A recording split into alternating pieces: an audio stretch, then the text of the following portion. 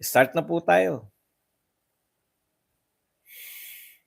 Magandang araw sa atin lahat, mga kababayan, saan man panig kayo ng daigdig naron. Dito na naman tayo sa another episode ng ating vlogs, Badong Aratelis po. Pag-usapan natin ito po, no, sumikat po si Abante, no? Ah, ang dami po niyang interview session ngayon. Dalawa po yung napanood ng interview niya. Ito po yung kay Esguera. Sabi niya gusto niya i-contempt.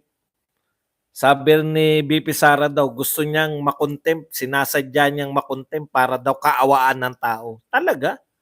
Gusto magmakaawa ni Sara Duterte? Imposible. Parang hindi naman yan yung nakita namin. Dapat ang demeanor mo pag nagmamakaawa ka, lagi ka nangingat ganito. Wala naman po akong ginagawa. Ganun yun eh. Tapang ni BP. Kaya wala kayo sa hulog mag-analyze eh, no? Marami pa siyang sinabi doon naman sa kabila, sinabi naman niya, yung repetitive response daw po ay insulto sa kanilang mga mambabatas. Ayan ha. Pag-uusapan din po natin, ito po, no, yung media po ay talagang hindi lang po nabusalan, no, talagang natameme, wala na talaga. Ang yung matatapang na media nawala na po, no?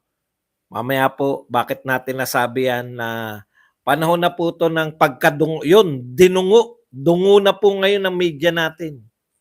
Mamaya po patutunayan po natin yan. Meron dito pong usapin yung pagpapaliwanag po, pinagpaliwanag. Ewan ko kung bakit po nabuksan to ni Grace po. Mukhang pabira po lahat eh, no? Lahat po ngayon, Senado, Kongreso, bibirahin po mga Duterte. Pero isa lang po nakakalimutan ng mga mambabatas, di po ba? Ang nakakalimutan po nila ay yung pagresolba sa mga problema ng Pilipinas. Ano po ang tunay na problema? Kasi ito si Grace po, pag-uusapan natin to yung paano raw yun, pinagpaliwanag niya si Boying tungkol po sa paano pag nag-ICC, ginamit yung Interpol, paano po yan, no? Yan po mga pag-uusapan natin. Maiinit po to, bagong-bago, pero bago yan, kung bago ka pa lang dito sa ating channel, mag-subscribe ka na. Sino yung vlogger na mag-subscribe? Mga dahil ito lamang tanging channel na may kinikilingan, may pinapanigan, una sa balita, huli sa impormasyon, kaya ano pang hinihintay nyo? Pindot na, okay. Hindi, iba naman po atake natin eh. Kung kayo po nagsasawa, labas lang. Pwede ba naman? Huwag po kayong padaig sa mga balita dahil araw-araw po yan, may balita pong ganyan. No? Hanggang ngayon po, ilang, BP Sara, inggit na naman yung dating Vice President niyan. Wala pong ka-effort. Trending na naman po si BP Sara. No? Ilang araw na pong trending.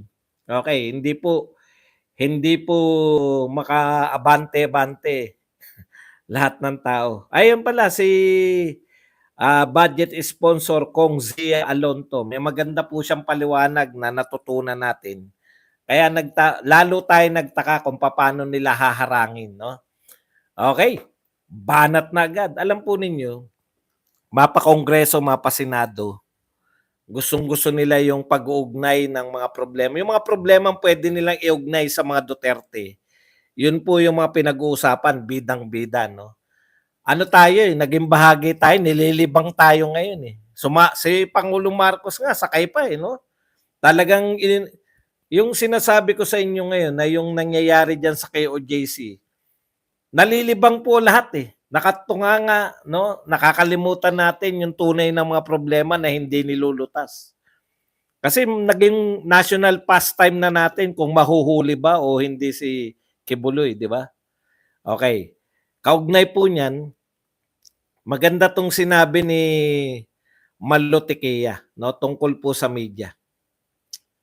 Isa lang po, bago natin basahin 'tong sinasabi ni Malutikia tungkol po sa media. Nakakalimutan na po natin, masyado tayong libang-nilibang sa KOJC, kung mahuhuli si Kibuloy o hindi, masyado po tayong libang na libang sa budget hearing. Kay BP Sara, yung pakikipaglaban niya, masyado tayong libang na libang kay Ong, no? Kay Cassie Ong, Cassandra, na ang gaganda po nila. Hindi lang po si Cassandra, lahat po ng babae ron, no? Ang gaganda po talaga, no? Nililibang tayo pero nakakalimutan natin, o wag nating kakalimutan, na wala po silang mga hearing kung paano po mapapababa yung presyo.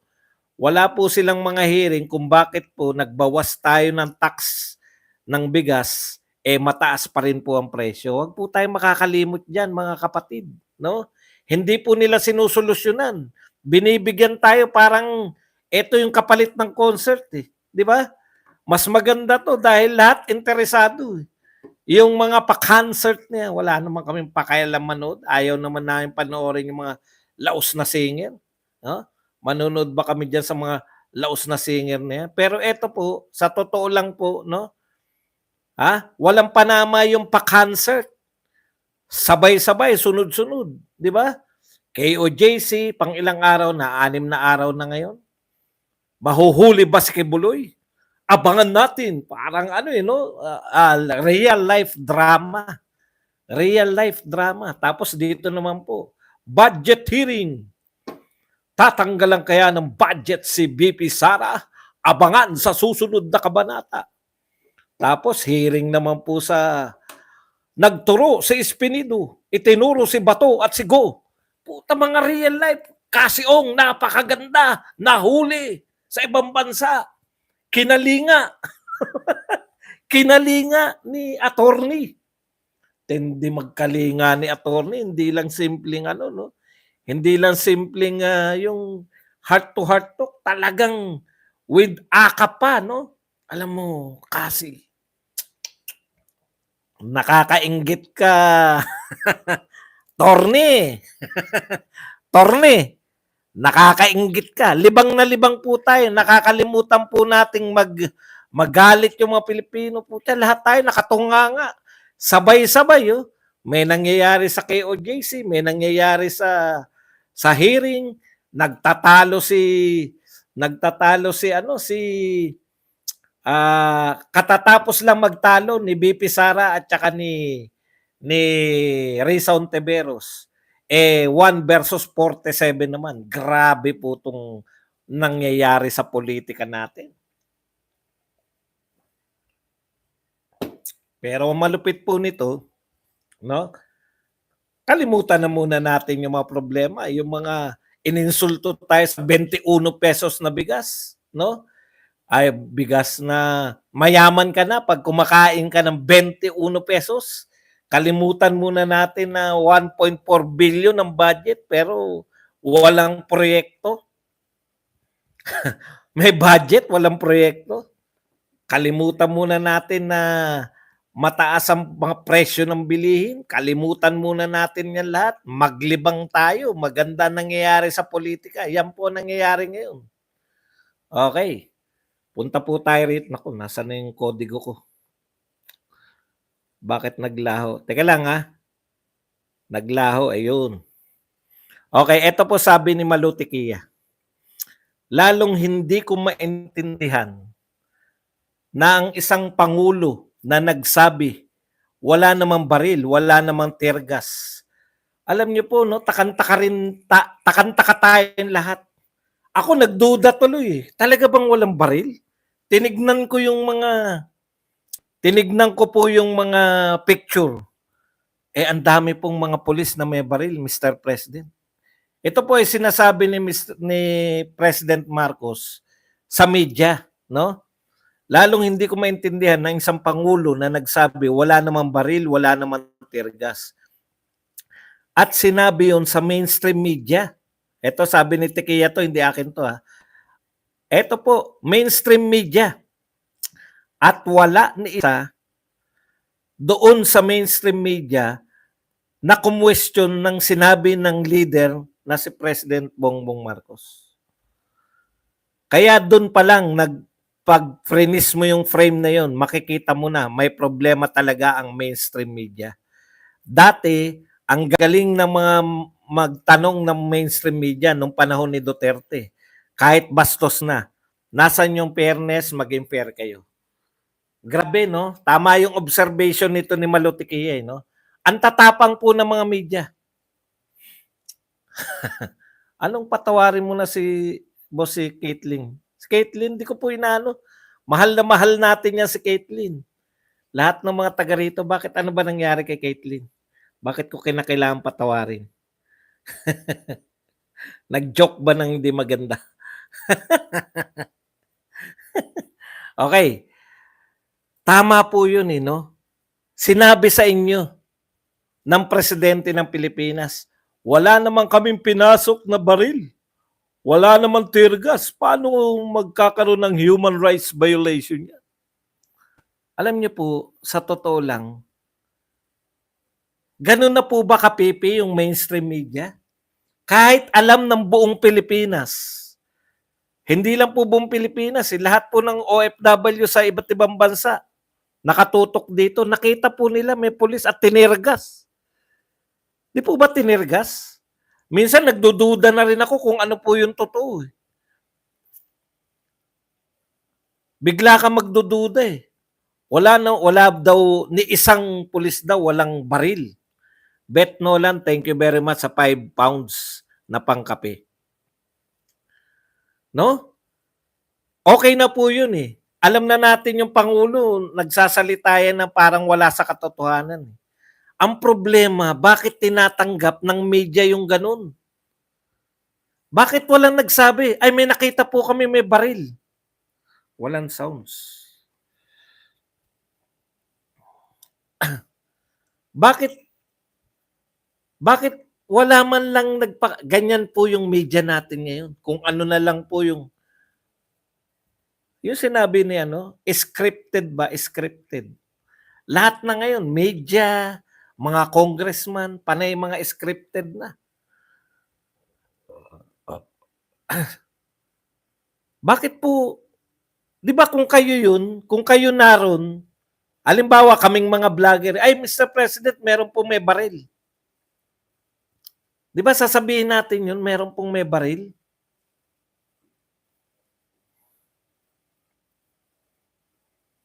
Ganun na po yung ating mainstream media ngayon. Hindi mo na mapagkakatiwalaan na kumbaga, kung ano yung sabihin nila, tatanggapin na lang ng media ngayon. For the first time. Tignan nyo naman si Noli de Castro, di ba? Ano sabi ni Torion? Hindi na ako magpapa-unlock ng interview. Biruin mo, nagpa-unlock ka ng interview, wala pong bayad yung mga yan pag nag-interview, di ba? Nagpa-unlock ka tapos babanatan ka sa interview. Kalokohan, mahina rin talagang kukotin nun yan. Mahina rin talaga kukotin niyang ni Noli de Castro. Alam mo yung bisita mo, inimbitahan mo tapos makikipagtalo ka. Okay. Punta na po tayo rito sa mga topic, no? Ito po ang sinabi ni, in fairness, no? Ito po yung nagpa-interview si Representative Benny Abante. Siya po yung most sought interview. Siya po yung mga ini-interview ngayon kasi alam na magsasalita siya ng mga malulupit na di ba? Laban kay BP Sara, hindi siya takot eh. Kaya thank you very much din sa media kasi unti-unti po ninyo na ine-expose yung inyong sarili para yung taong bayan naman sa amin na hamig na namin, hamig. Okay, si Benny Abante po, sought after ng media kasi alam nila na mga hindi takot magsalita, sasabihin niya. Kaya gustong-gusto nila yan dahil Gusto nilang ipahiya si VP Sara, eh. Okay, eto po ang sinabi ni yung mga sinabi muna ni Abante, mamaya natin na birahin. So, ayon sa hearing, sabi ni Abante, she always said the same answer all throughout. She's not answering us directly.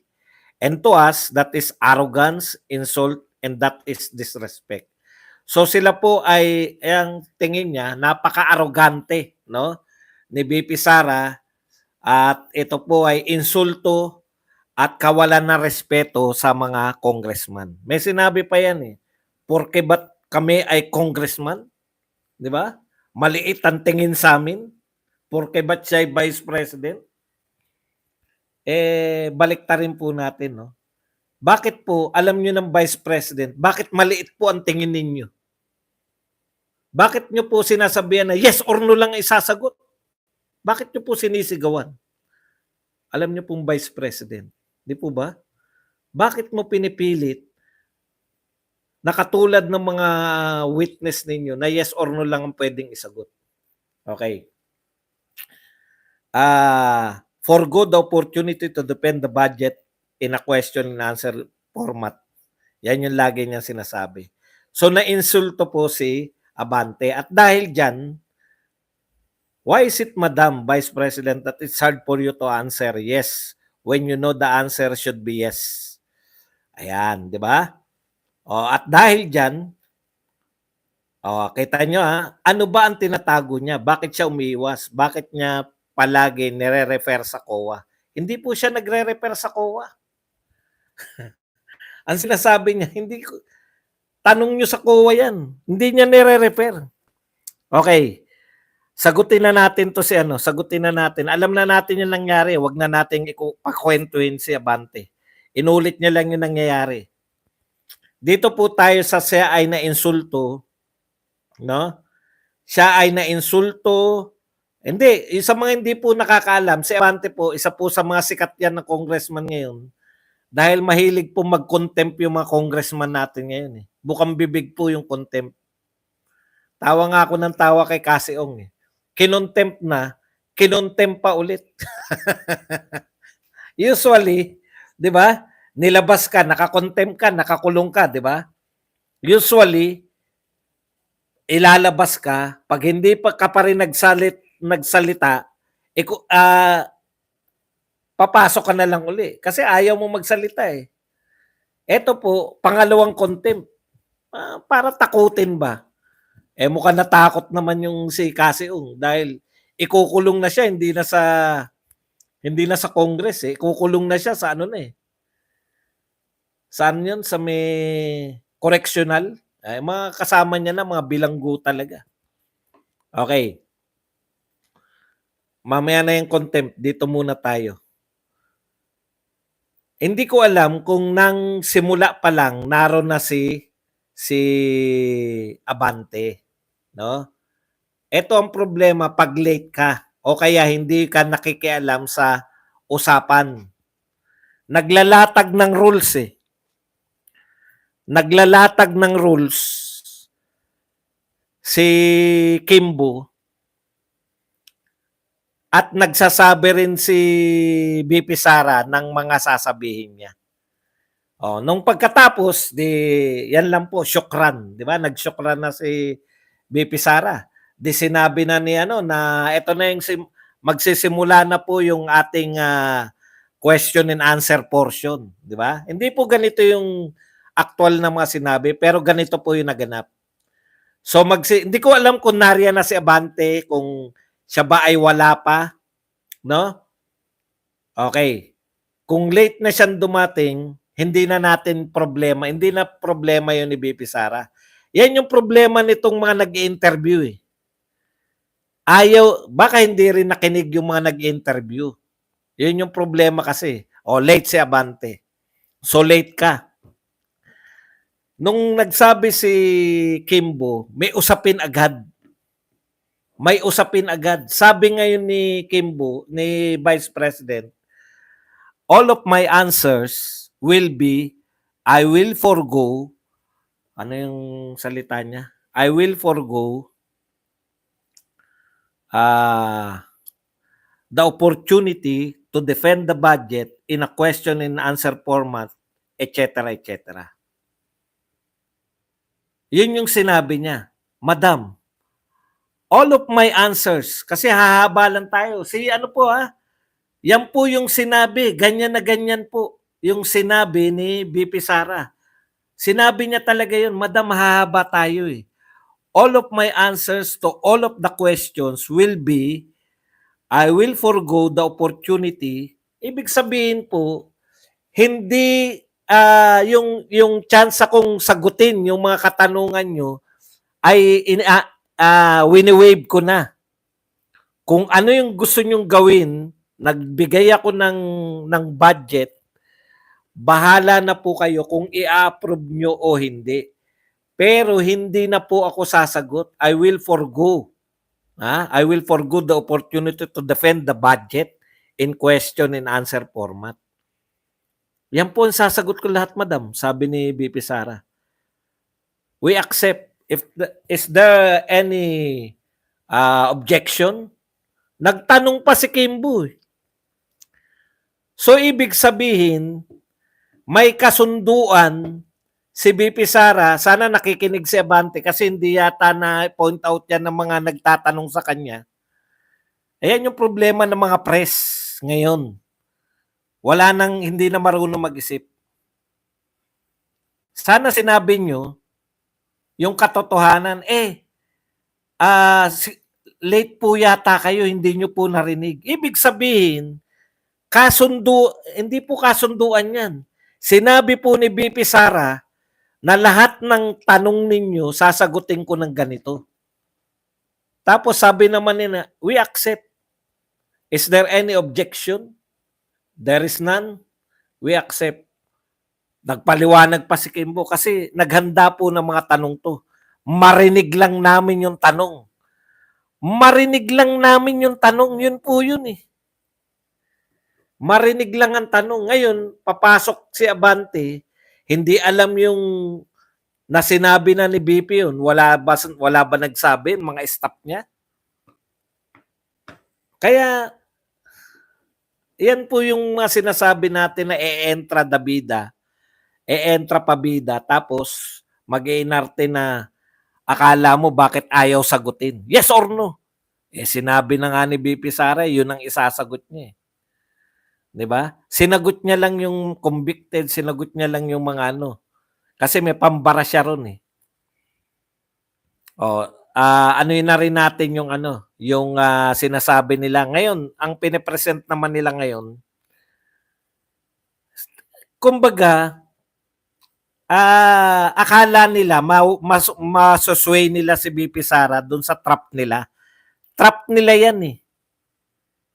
Hindi po nagpadala si BP Sara, no? Hindi pumasok sa trap nyo.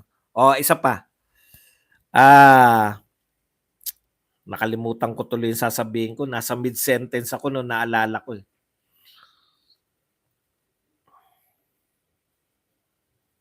Okay, babalikan ko yan mamaya yung punto na yan.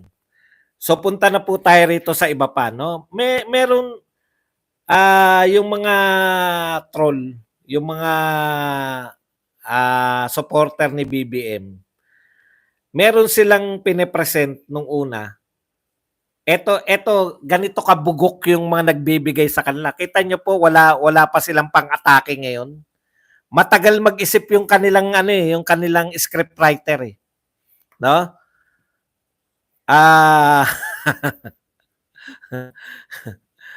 matagal mag-isip. Ito po yung gusto nilang palabasin noon ganito. Alam ko na yan eh. Kasi pinattern nila last eh. Ang nakahandang script ng mga troll ay eto. Hindi na naman sumagot si BP Sara, talagang boba. Ang pinasagot na naman mga Yusek. Di ba? Yan yung nakahanda nila eh. Ngayon, kung may nakahanda sila, nakahanda na yan eh. Pinapakita na nga nila, may picture nga si POA eh. The real Vice President, mga ganon, di ba? Nakita ko na yan eh. Siguro merong hindi na-inform na hindi pumapil si POA. Meron nakapost ng ganon eh, nung nakaraan pa. Okay. Yun yung script ng mga troll naman. Pagkatapos niyan, yun yung papalaganapin nila. Boba talaga to. Bakit mga Yusik ang sumasagot, hindi siya? Ah, 'di ba? Ganun lang po. Ganun lang po yung atake nila diyan. Huwag bigyan ng budget, hindi bagay, etc. etc. Eh, walang Yusik. Siya lahat sumagot. Mahirapan silang baguhin dahil mabagal mag-isip. Hindi po katulad yan ng mga DDS vlogger. Hindi po katulad yan ng mga Duterte vloggers na pagkatapos ng mga hearing, kaya na mag-live. Kasi mabibilis kami mag-isip eh. Hindi naman lahat. Marami ring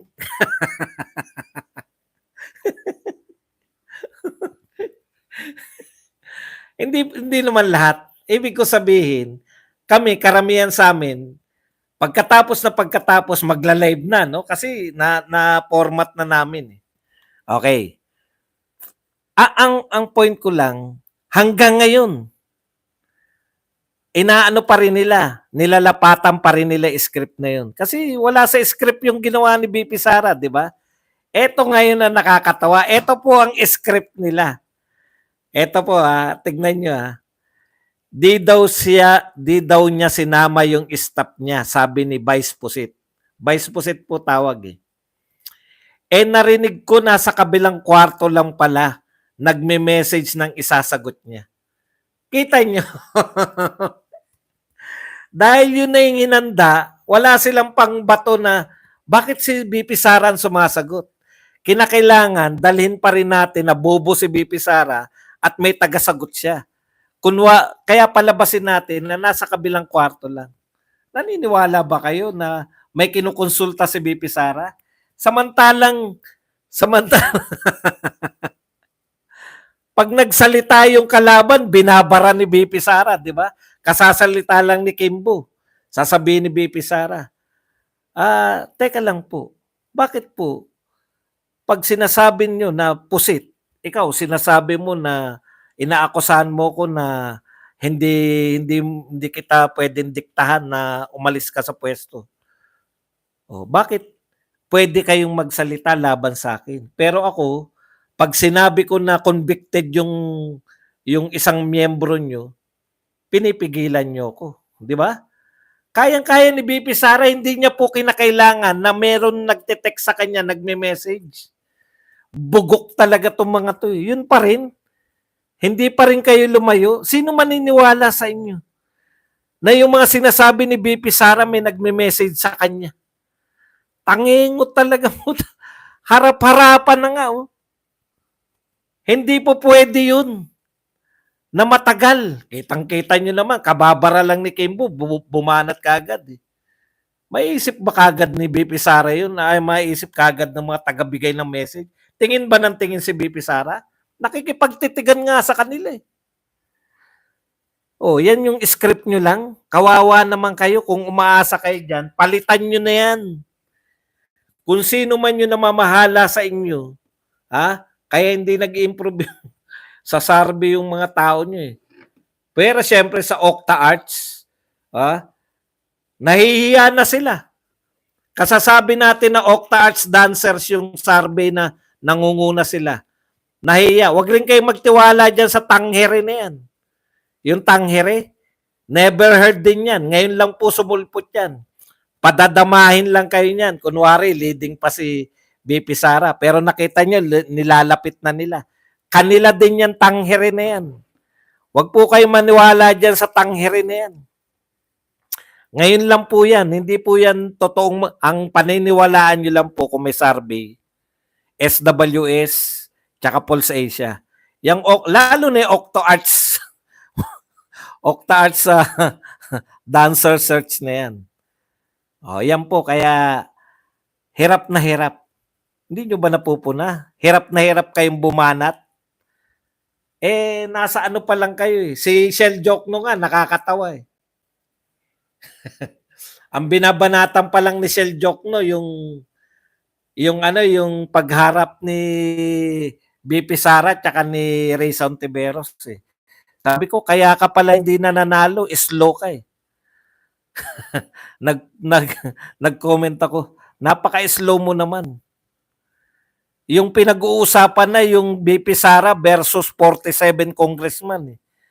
Nariyan ka pa rin, ang sinasagot mo pa rin si Risa Hontiveros. Gano'n po, manaki-joke no yung hindi ba baka si Jokno yung taga-sulat niyo ng Hindi ba si Jokno yung taga-sulat niyo ng atake? Hindi kayo mananalo basta ganyan, napakabagal niyo mag-isip.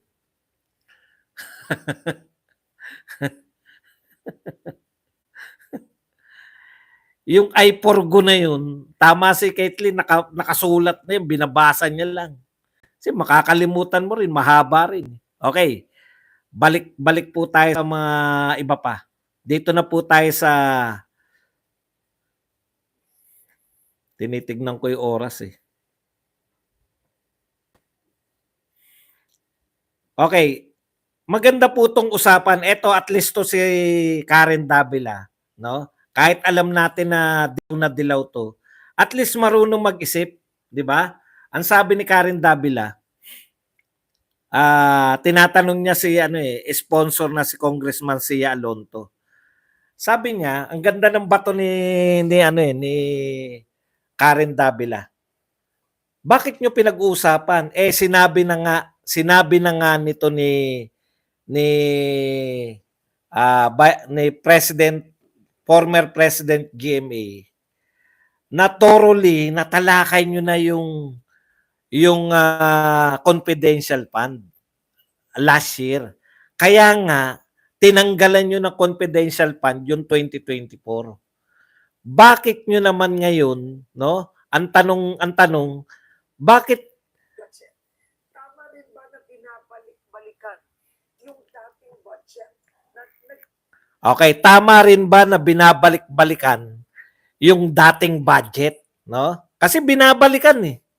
Tignan niyo po sagot dito ni si Alonto. Already a decision on how the past few budgets have been spent. May COA na nga eh, di ba? May COA na eh. So kung papasagot niyo ng papasagot yan kay BP Sara, tama ba yun? Ayan yung tanong ni Karen Davila. Ito po sagot. If it's a continuing appropriation, Karen, sinasabi natin, it's a continuing appropriation, meaning if you have a budget approved. Okay, if it is continuing appropriation, dapat pwede kang tanungin kasi hindi mo pa na-utilize eh. Kahit daw 2023 yan, kung meron pa natitira, tsaka continuing yung program eh. Di ba? Continuing yung program, kaya dapat lang tignan kung paano mo ginastos. Halimbawa, may program ka ng libreng sakay. Dapat scrutinize yun kasi meron pa rin yan ngayon eh. Hinihingi mo pa rin yan ngayon eh. Di ba? Hinihingi mo pa rin eh. Gusto mo pa rin maglibreng sakay ngayon eh. Dapat ipaliwanag mo na yung libreng sakay mo, maganda yung paggamit mo ng pera. Tama po yun. Di ba? Kung continuing. Ang problema, napapasayaw si ang problema ang inuusisa nila eto. Ang inuusisa nila, okay lang daw yan kung 2022, di ba? 2022. Pero continuing, tuloy-tuloy. Ang problema, hininto, kayo nga naghinto. Kayo nga yung naghinto sa confidential fund. Last year, tinanggal, kayo po ang nagtanggal. Ngayon, bakit nyo isasalang yung confidential fund kung tinanggal nyo na last year pa? Napatunayan nyo nga na dapat hindi magkakaroon ng confidential fund, kaya nyo tinanggal. Ngayon, tinanggal nyo na, uusisain nyo pa paano ginastos. Di ba kaya nga kayo nagtalo-talo dahil tinanggal nyo na? Naintindihan? Wala na nga budget for confidential fund. Bakit uusisain nyo pa yung paggamit ng confidential fund? Yun eh. Yun yung punto ni GMA. Bakit? Para saan? O, di ba? Kaya mas tama na pinupolitika nyo lang. Marami po nagsasabi, eto lang po yung for the first time na ganito na parang siga. O, balik lang natin yung sinabi ng manyakol na si Flavio. Ano na nga yung sinabi ng manyakol na si Flavio? Si Flavio ba yung nagsabi nito? Ngayon lang ako nakakita ng isang government official na nakipagbanggaan sa mga kinatawan ng taong bayan. Tama yun. Nakipagbanggaan si BP Sara. Kasi hindi naman siya takot eh. Alam niyo kung bakit? Ngayon lang din natin naranasan na yung pangalawang pinakamataas, usually ang president at vice president, lalo na kung wala namang malaking karagdagang hiningi. Sabi nga, napalabas din ni Karen Davila. Kaya kahit papano maganda na, may talino pa. Yan na lang sila Karen Davila, si sino yung magandang boses? Yung Ted Filon. Si Ted Filon tsaka si Karen Davila medyo may utak-utak dyan sa mga yan. Yung gumagaya kay Ted Filon na si Sobel Ayala. Paring Ted Filon. Nakalimutan ko na eh. Gagayahin ko sana yung boses ni Ted Filon. Hindi ko maalala yung boses. Nakakalimutan ko. Okay, balikan natin, no. Sabi ni Karen Davila, mayroon bang significant increase na hinihingi si BP Sara? Wala naman. Walang significant increase na hinihingi. Ano ibig sabihin? Binigay nyo na yan last year eh. Halos ganyan na yung budget. Tinanggal nyo na yung confidential fund. Bakit nyo ngayon questionin? Dapat ang question doon, na-utilize niya ba? Kung na-utilize naman, ibigay nyo na lang uli. Konti lang naman eh. Di po ba? Last year, binigyan nyo ng budget, tinanggalan nyo ng confidential fund. This year, wala pa rin confidential fund. Halos same pa rin. Kasi insignificant, sabi nga eh. Konti lang yung gustong idagdag ni BP Sara. Bakit napakalaking usapin ngayon? Politika. Politika ang tunay na dahilan kung bakit ako nagkaganyan. Namumulitika kayo ngayon. Gusto nyong warakin si BP Sara ngayon. Unlike, okay. Eto pa. Doon tayo doon sa confidential fund. Malinaw na 'yon, 'di ba? Malinaw na 'yan na pinupolitika. Ito po ang lalong magpapaliwanag kung bakit totoong namumulitika sila. No? Ito po sinabi nito ni Abante. Ano po sabi ni Abante?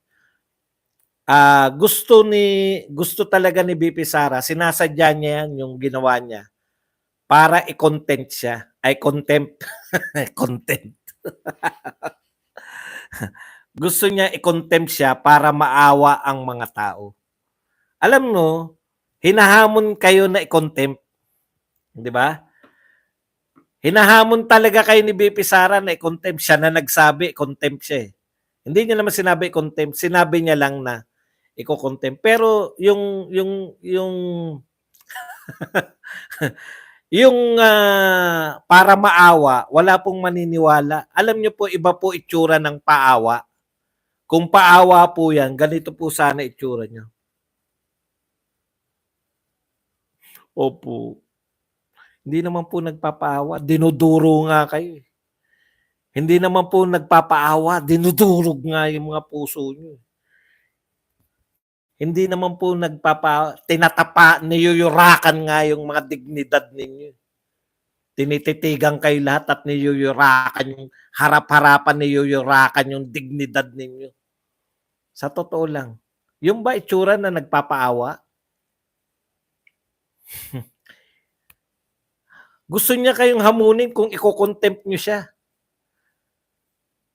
Pero hindi para magmakaawa. Never. May ganun bang paawa?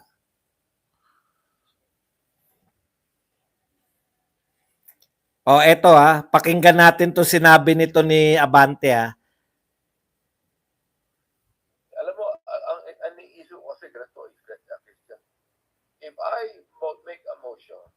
Ang issue ko kasi ganito, Christian. If I make a motion to hold her in contempt. to hold her in contempt, Gusto niya yun eh. She's waiting for that eh. gusto niya yun eh. She's waiting for that eh. Oo. Para Oo eh. tao sa kanya. Yun ang gusto niya Para maawa yung tao sa kanya, yun yung gusto niya. mangyari na i-contempt siya ng Kongreso, ikulong siya ng 1 o 2 araw para makita na, kita mo, pinipersecute na si Vice President. Alam mo, Yan yan ang katwiran ni Bante. Gusto niya yun eh. I-contempt siya para ikukulong siya ng 1 o 2 araw, tapos sasabihin niya, yun, okay na, goods na. Ang tanong, kaya nyo ba hindi kinontempt dahil baka masabihan kayo na political persecution? Sa sinabi mo na yan, tignan mo yung sinabi ni Abante ang sabi niya, kung ano ko siya, i-hold ko siya for contempt, gusto niya yan, makulong ng 1 araw o 2 araw, at tapos sasabihin ng mga tao, tignan ninyo, politically persecuted si BP Sara. So, ibig sabihin, yung inyong power of contempt depende sa tingin ng tao. Hindi talaga yung kaya nyo kino-contempt dahil nakagawa. Depende kung tingin ng tao. Ibig sabihin, parang sinasabi mo, ka-contempt yung ginagawa niya, pero para hindi kami masabihan na political persecution yung ginagawa namin, na inunahan na kayo, tinanim na sa utak ninyo, alam nyo, magaling talaga si BP Sara eh. Tinanim na sa utak ng lahat ng tao. Ako po ay i-impeach na mga yan. Tapos nagsalita si on cue. Kita nyo hindi natin alam kung si Trillanes kakampi ni BP Sara o kakampi nyo eh. Na on cue eh. Di ba? Sabi ni BP Sara, may plano yung mga yan na ako i-impeach. Tapos on cue, lumabas si Trillanes. Dapat impeach na yan. Kita niyo, sabi ni BP Sara. Di ba? Bitag. Nabitag. Alam niya, sasabihin yan. Gustuhin niyo mang mag-contempt, gustuhin niyo mang impeach si BP Sara, mag-iisip na kayo ng 20 beses. Bakit? Inunahan na kayo. Wala kayong sinasabi na siya ay kung ano ang kasalanan niya. In fact, yan palang huhulihin nyo palang eh. Ang tawag dyan, fishing. No? Nangingisda palang kayo ng kasalanan ni BP Sara. Alam niyo po ba sa totoo kung ano lang yung gusto nilang palabasin? Kahit po, baka kala niyo po kakaso-kaso yan. No? Makinig po kayo Pag disallowance po, hindi po yan yung ikaw magnanakaw ka, ikaw kinasuhan ka anong tawag doon? May kaso ka, hindi po kaso yan. Takot po kami, lalo na ako, mahirap lang ako eh. Pag na-disallowed ako, ibig sabihin, halimbawa, na-disallowed ako 10,000. Puta, disallowed yan. Sa akin po, ibabalik ko po sa pamahalaan. Kahit po, binigay ko naman yun. Halimbawa, mali ka ng pagbili ng 10 rim na bond paper. Mali ka ng pagbili, nagkulang ka ng mga proseso. Kahit totoong may bond paper kang binili, disallowed. Halimbawa, na disallowed. Mali yung ginawa mo. Hindi ka nag-bidding, hindi ka tumingin ng mga ibang tindahan. So, palpak. Disallowed ka. Disallowance. Ibig sabihin, ibabalik mo lang yung 10,000. Hindi naman po yan katulad ng inaakala nyo na pwede siyang, disallowance? Ginugulat lang kayo ng mga yan. Hindi po yan yung ibig. Nakita nyo ba si Gordon? Makukulong ba si Gordon? Yung sinasabi ni Tatay Digong? Ibalik mo yung 86 million na dinisallowed ka ng COA. Pinababalik lang po yan. Ibabalik mo lang. Kaya nga ina-appeal mo eh. Ina-appeal eh. Anyways, tsaka na tayo riyan. Ang point lang, sino ang totoong namumulitika? Contemptible pala yun. Pwede palang makontempt sa ginagawa niya sa BP Sara. Bakit hindi niyo i-contempt? Kasi natatakot kayo sa reaksyon ng tao. Baka maawa yung tao. Hindi po ninakaw. Paano ninakaw? Sinabi nga ni tinatanong nga ni Franz Castro. Sabi ni Franz Castro, ito po yung mga disallowed, no? Pakipaliwanag nga to, BP, no? Katulad nito, reward. Di napunta sa reward. May nagturo. Alam niyo yun, nire-rewardan mo. Parang yung dyan 10 million kay Buloy. Reward. Kaya lang, yung 10 million na kay Buloy ay private yung magre-reward. Ganun po yun. Doon po ginagamit yung confidential fund reward. Katulad nung dinidiscuss natin kanina sa drug war on drugs. Ginagawang reward yung mga confidential fund. Nakuha nyo po? Siyempre, nakalagay reward.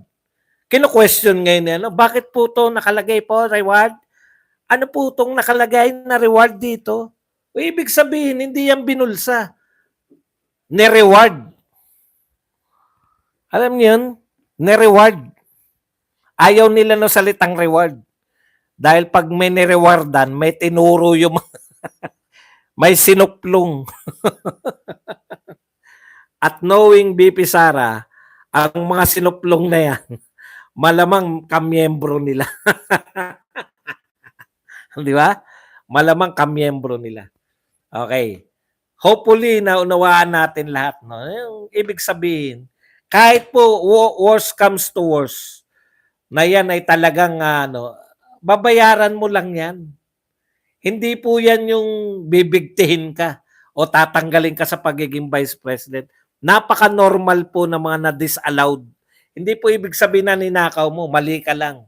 Pagagalitan mo, bakit hindi kayo nag-ano ng mga resibo? Disallowed tayo. Ano gagawin natin dito? Sir, mahilot pa yan. Pakikiusapan natin na kung ano yung gagawin. Ganun.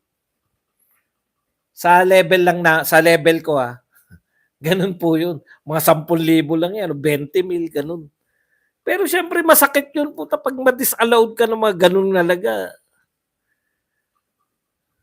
Kaya mahirap pa yung ganun eh.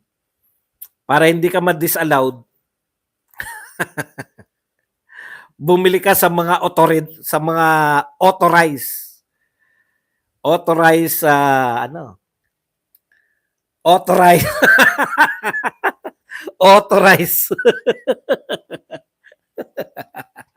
hindi, doon ka sa DBM, wala kang disallowance pala. Disallowed ako ng disallowance. Si Lenny nga may disallowance din eh. Di ba? Noong 2022 eh. Naayos lang po yun. Masyadong apurado itong mga to eh. Ongoing pa lang, gusto na nilang ipaliwanag ni BP Sara. Accredited. Accredited. Hindi po ang tinutukoy ko po DBM. Sa DBM ka,